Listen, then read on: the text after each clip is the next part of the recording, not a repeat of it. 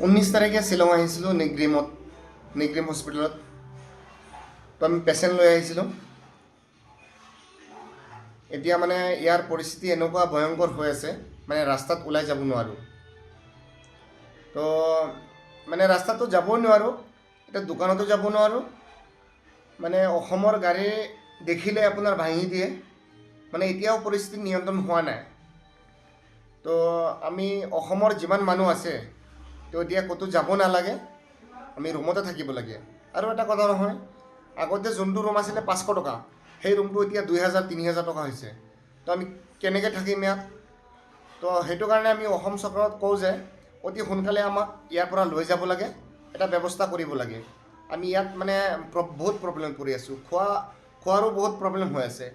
আপোনাৰ যদি আপোনাৰ কিবা এটা বস্তুৰ দাম আছিলে 50 টকা, সেইটো বস্তু এতিয়া 150 টকা লাগে। মানে ক'বলৈ আৰু নাই।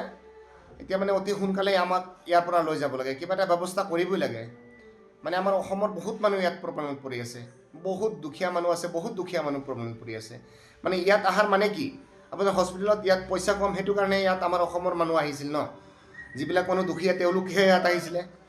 তো সেইটো কাৰণে কৈ আছোঁ, আমাক ইয়াৰ পৰা অতি সোনকালে লৈ যাব লাগে, কিবা এটা ব্যৱস্থা কৰি। আমি প্ৰব্লেমত পৰি আছোঁ। এটা ৰুমৰ দাম 500 টকা, সেই ৰুমটো এতিয়া 3000 টকা লাগে। মানে খোৱা বোৱাৰো বহুত প্ৰব্লেম পৰি আছে। মানে সেইটো কাৰণে কৈ আছোঁ, অতি সোনকালে আমাক ইয়াৰ পৰা লৈ যাওক, কিবা এটা ব্যৱস্থা কৰক।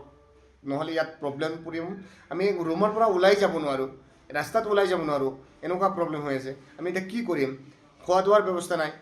মানে বস্তু এটা কিনিব যাবই নোৱাৰোঁ দোকানলৈকে, কি কৰিম এতিয়া? সেইটো কাৰণে কৈ আছোঁ, আমাৰ অসমৰ মানুহবিলাক যাতে ৰাস্তাত ওলাই নাযায়, ক'তো যাতে যাব নালাগে। লাগিলে আপোনালোকে 1 দিন 2 দিন মানে অলপ কষ্ট কৰক।